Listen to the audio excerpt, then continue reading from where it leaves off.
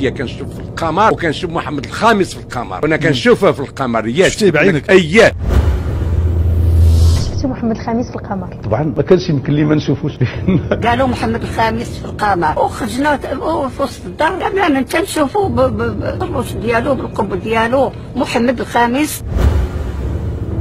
طلعنا كل صباح كنشوفوا صورة محمد الخامس في القمر. طلعنا للسطوح بالليل كنشوفوا القمر يصوروا لنا ان محمد الخامس جالس. هما قالوا لنا بان في القمر، بان محمد الخامس في القمر. انا سمعت شي ناس بحال هذيك كانوا تيقولوا انا الله اعلم. نخدموا العقل ديالنا، هو السيد راه ما بانش في القمر ولكن حب الناس ليه هو اللي خلاهم بان لهم في القمر. هو ما يمكنش. محمد الخامس كان عزيز على البشر داكشي باش تخيلوه في القمر، هو عاد تخيلوه صافي. لكن ما يمكنش يكون يبان في القمر لانها كتسمى من المعجزات، المعجزات كتكون عند الرسول. ويؤلمنا ألما شديدا أن تجري في أرض جاراتنا الجزائر الشقيقة أوطان معارك يتسع نطاقها يوما بعد يوم، وقوية بل يوسف كيتمسم الله ينصروه.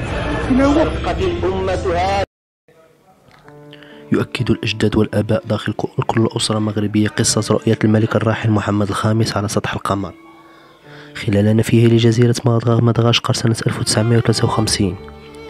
الجيل السابق والجيل الذي سبقه يروي قصصا وحكايات مختلفة تصب في المعنى ذاته. لقد رأينا الراحل على صفحة القمر، وما يعزز هذه الأسطورة التي صمدت لسنوات هو تأكيدها من طرف مؤرخين ومثقفين ورجال فكر وعلم ساروا في نفس الاتجاه.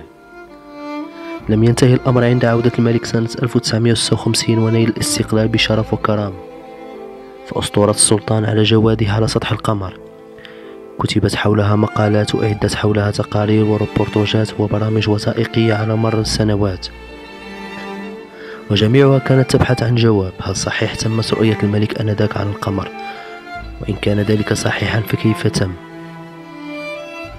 على الجانب الآخر تحدث بعض المؤرخين عن خدعة عمد إليها أعضاء حركة المقاومة المنادية بعودة الملك، وتتمثل في توزيع صور الراحل على المواطنين وإخبارهم بأن تلك الصورة بالذات تظهر على سطح القمر. بعد التركيز على نقطة محورية تتوسط الصورة يتخزن المشهد في الذاكرة البصرية ويستعيدها الدماغ في اللحظة التي يتم فيها التركيز على السطح الخالي للقمر. فإن كان الأمر يتعلق بخدمة فقد نجحت وأججت المشاعر وعجلت بعودة الملك عن طريق تحسيس المواطنين بقرب السلطان وتواصله ولو هو غائب كي لا يضعهم مستعمر أمام واقع رحيل الملك.